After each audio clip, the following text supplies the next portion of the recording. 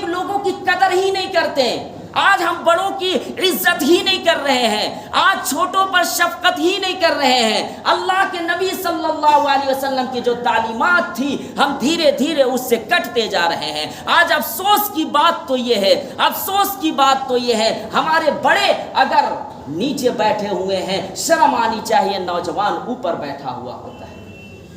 آج کہاں ہے ہمارے علماء؟ اگر کہیں چائے کے دکان میں جاتے ہیں تو ایسے ایسے نوجوان ہیں کہ آپ کو اٹھ جانا چاہیے۔ علماء کی قدر کیجئے، العلماء ورثۃ الانبیاء، علماء انبیاء کے وارث ہے، لیکن افسوس یہ ہے کہ آپ بھی دشمنوں کی سازشوں میں مبتلا ہو۔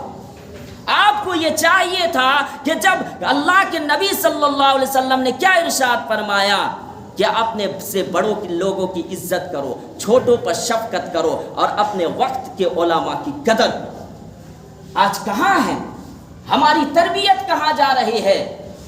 آج جو ہمارے برابری کے ہوتے ہیں، جو مالداری میں ہو یا برابری میں ہو، ہم ان کی قدر کرتے ہیں، لیکن اگر وہی کوئی عمر دراز لوگ ہو جس سے کوئی جان پہچان نہیں، ہم ان کی کوئی قدر نہیں کرتے۔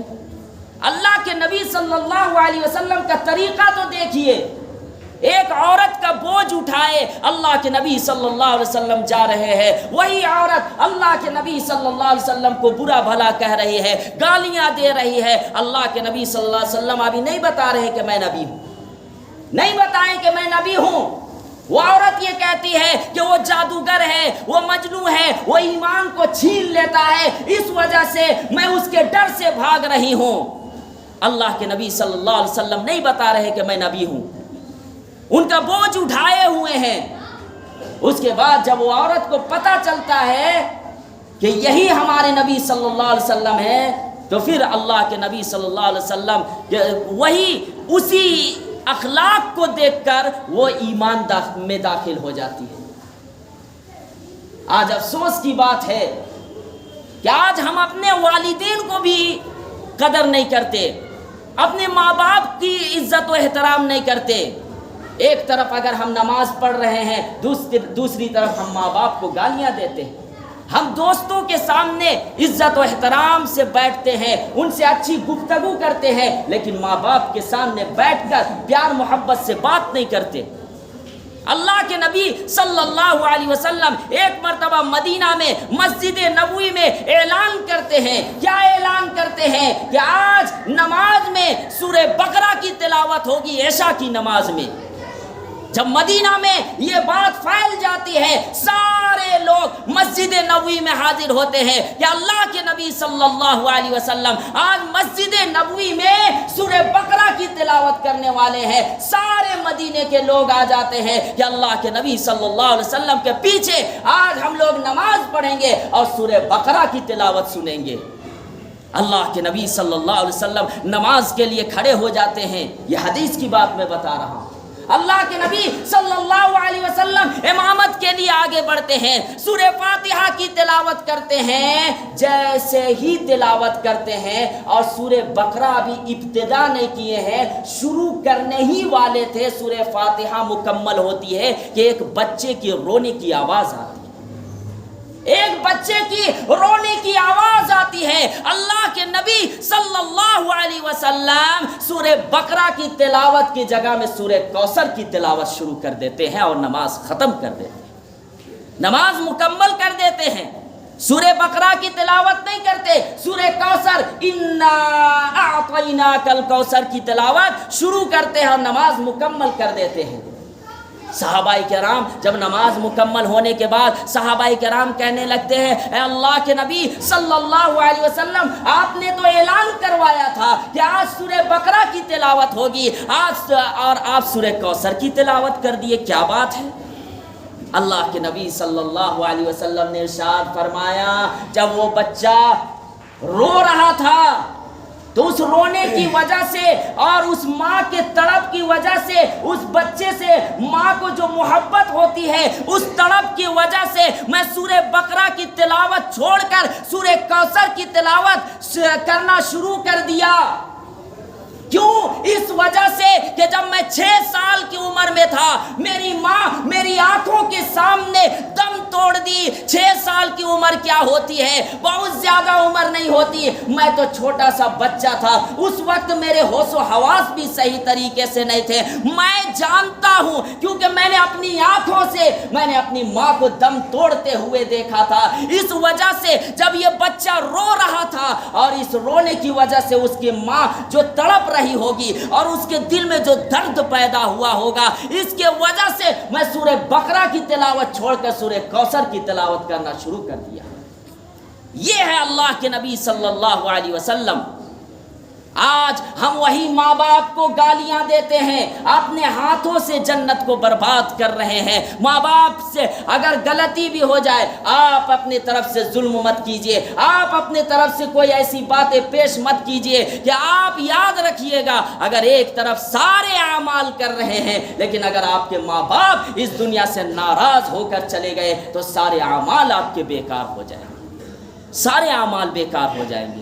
اس لیے اگر ماں باپ زندگی میں ہیں، حیات میں ہیں، ادب کے ساتھ محبت کے ساتھ ان سے معافی مانگ لیجئے۔ اگر کوئی غلطی ہو گئی ہے، شکوہ شکایت، اگر کچھ ایسی معاملات میں کچھ ایسی باتیں ہو گئی ہے، میں ادب سے گزارش کرتا ہوں کہ ماں باپ سے معافی مانگ لیجئے، اور ماں باپ سے میں بھی گزارش کرتا ہوں کہ آپ اپنے اولاد کو بد دعا نہ دیں، آپ اپنے اولاد کو بد دعا نہ دے۔ ذرا سی باتیں میں ماں باپ بھی آج کل ایسی باتیں کہہ دیتے ہیں کہ بد دعا دے دیتے ہیں۔ یاد رکھیے گا اگر آپ نے بد دعا دے دی تو اس کی آخرت برباد ہو جائے گی، اس لیے آپ بد دعا نہ دیا کریں۔ ایک آدمی تھے، ایک شخص ایسے تھے کہ جب بھی ان کو پیاس لگتی تھی نا، جب بھی ان کو پیاس لگتی تھی یا بھوک لگتی تھی تو وہ کبھی بھی اولاد کو حکم نہیں دیتے تھے کہ تم ہمیں پانی پلا دو، ہمیں کھانا لا کر دو،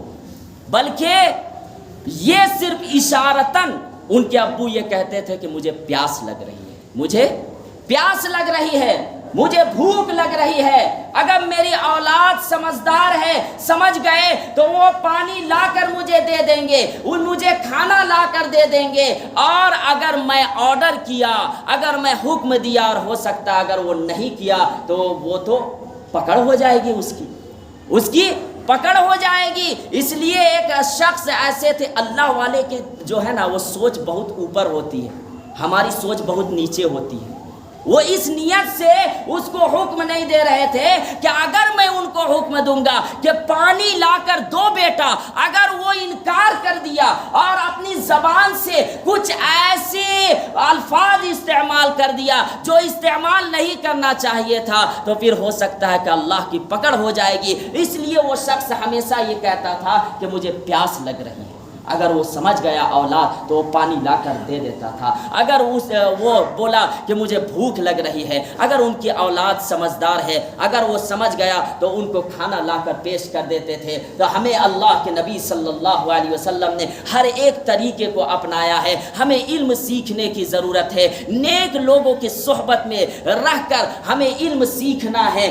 اب اگر آپ نیک لوگوں کو ابھی بھی نہیں پہچانے اور ان کی صحبت میں نہیں بیٹھے تو یاد رکھیے گا اگر شرابیوں کے ساتھ رہو گے تو شرابی بن جاؤ گے، شرابیوں کے ساتھ اگر آپ رہیں گے تو شرابی وہ بن جائیں گے، اگر آپ زنا کرنے والے لوگوں کے ساتھ رہیں گے تو زناکاریوں میں مبتلا ہو جائیں گے، اگر آپ چوری کرنے والے لوگوں کے ساتھ رہو گے تو آپ کو چوری کرنے کی عادت ہو سکتی ہے۔ اسی وجہ سے کہا گیا مثال دے کر کہ اگر آپ عطر کی دکان میں بیٹھو گے، اگر عطر کی دکان میں بیٹھو گے تو اگر عطر نہیں بھی خریدو گے تو آپ کو خوشبو تو ملتی رہے گی۔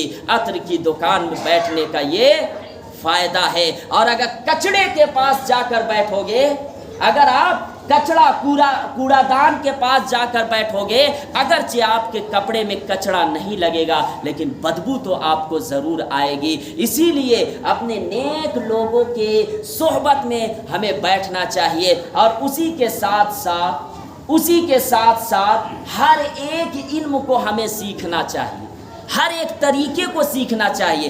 آپ نماز پڑھنے کے لیے آ رہے ہیں، نماز کتنی عظیم الشان عبادت ہے، لیکن نماز کے بارے میں بھی تو سیکھنا ضروری ہے کہ نماز کے اندر فرائض کون ہے، واجبات کون ہے، نماز کس طریقے سے پڑھنا چاہیے۔ اگر آپ مثال کے طور پر تجارت کر رہے ہیں تو تجارت کے بارے میں آپ کو علم سیکھنا کیا ہے، ضروری ہے کہ قیامت میں پوچھ تو ہوگی۔ آپ اس وقت عذر پیش کریں گے میری عمر ہو گئی تھی، کیسے ہم سیکھیں، وہ عذر پیش نہیں کیا جائے گا۔ اب ایک صاحب نے یہ مسئلہ پوچھا، یہ مجمع زیادہ ہے اس لیے میں یہ مسئلہ بتا دے رہا ہوں تاکہ آپ اگلے لوگوں کو بھی بتا دیجئے گا۔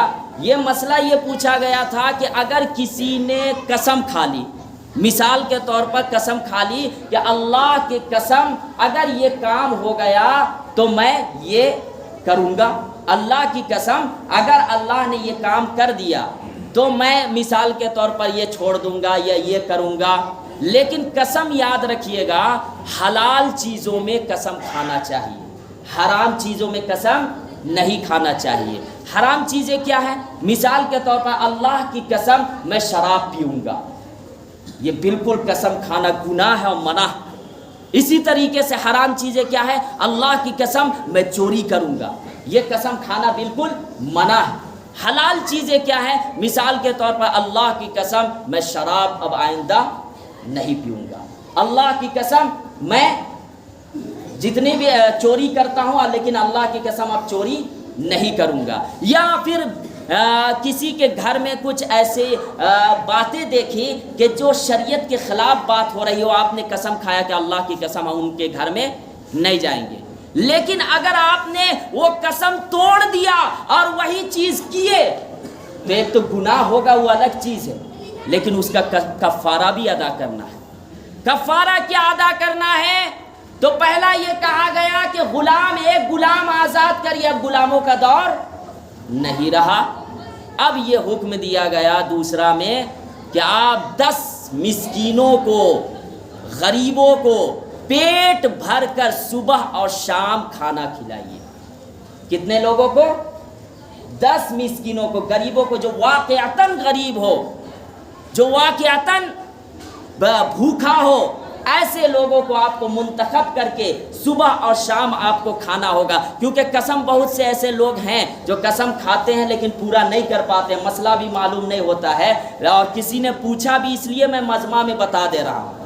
اگر کسی نے قسم کھایا لیکن وہ قسم توڑ دیا، پورا نہیں کر پایا، تو اس کا کفارہ کیا ہے؟ پہلا تو غلاموں کا دور ختم۔ اب دوسرا میں یہ کہا گیا کہ صبح اور شام 10 مسکینوں کو، غریبوں کو پیٹ بھر کر آپ کھانا کھلائیے۔ اور یاد رکھیے گا یہ مسئلہ کہ اگر صبح میں آپ 10 غریبوں کو کھانا جن کو کھلائے ہیں، اسی کو شام میں بھی کھانا کھلانا ہوگا، اسی کو شام میں بھی کھانا کھلانا ہوگا۔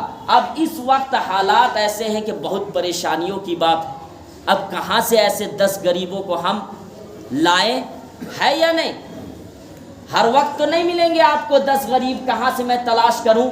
تو اب اس کی آپ رقم بھی دے سکتے، یہ جو ہے اجازت دی گئی ہے کہ آپ ان کے جو صدقہ فطر کی جو رقم ہوتی ہے، یا پھر صدقہ، میری رائے تو یہ ہے کہ وہ آدمی پیٹ بھر کر ایک وقت میں جتنا کھا سکتا ہے اتنی رقم آپ دے سکتے ہیں۔ مدارس کے اندر بھی دے سکتے ہیں جس میں غریب یتیم بچے پڑھتے ہوں، یا پھر لباس پہنا دیجئے۔ لباس کا بھی جو ہے تذکرہ آیا ہوا ہے کہ اوسط درجے کا 10 غریبوں کو جن کے پاس لباس نہیں ہو ان کو لباس پہنا دیجئے۔